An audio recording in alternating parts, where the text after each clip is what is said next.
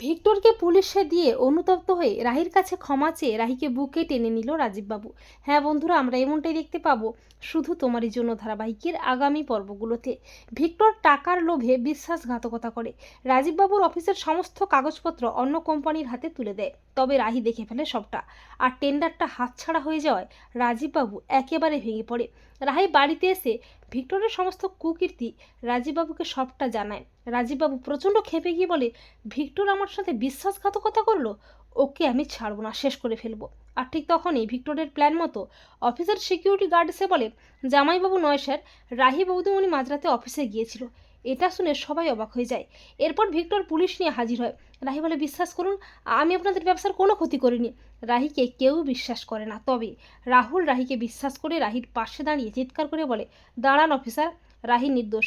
আসল অপরাধী ভিক্টর চ্যাটার্জি সম্পর্কে আমার শালাবাবু, আর সে প্রমাণ আমার কাছে আছে। এই বলে রাহুল ক্যাফের সিসিটিভি ফুটেজটা সবাইকে দেখায়।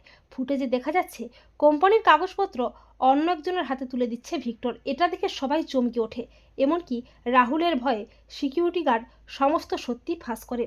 আর রাজীববাবু নিজের ভুলটা বুঝতে পেরে অনুতপ্ত হয়ে রাহির কাছে ক্ষমা চেয়ে রাহিকে জড়িয়ে ধরে হাউমাউ করে কাঁদতে থাকে। রাজীববাবু বলে, অফিসার, ক্রিমিনালটাকে এক্ষুনি নিয়ে যান আমার চোখের সামনে থেকে।